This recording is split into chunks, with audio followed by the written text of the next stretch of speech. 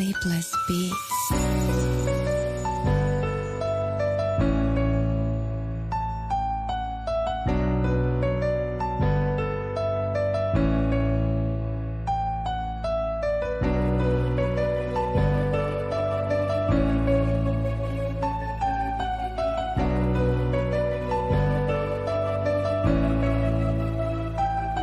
Kamusta ka? Alam ko naman masaya ka sa kanya. Ako ito nag-iisa habang iniisip kita.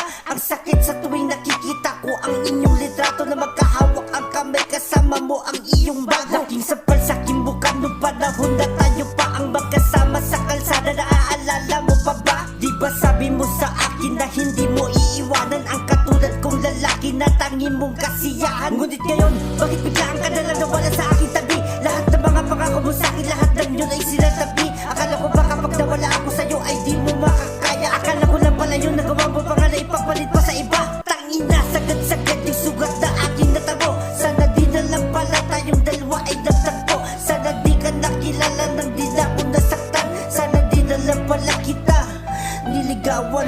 Ang pagmamahal talaga sobrang nakakagago. To tipong iyong kaluluwa isasangla mo ng buo. Dahil kahit anong mangyari pwede niyang bawiin to. Ikaw naman tong si tanga, binigay mo lamang ito ng buo.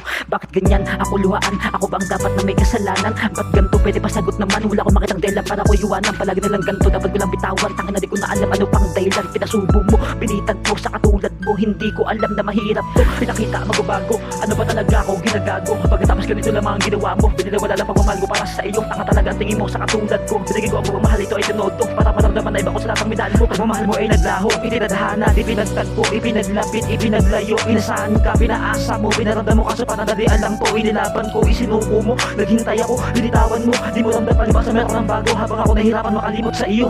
Ganyan ang damdamin, talo talaga ang iiwan sa taong mahal ka pa rin. Alam naming masakit, kaya naming tiisin. Kaso ang masakit kami, nagawa niyong tiisin. Ganito ba ang pag-ibig? Masyadong mapanakit. Ang masaya kapag sa tamang tao ka napalapit. Dahil para sa kanya sa'yo ay wala nang hihigit. Hindi kanya ipapalit para lang sa malapit. Para nas nga po ng saglit.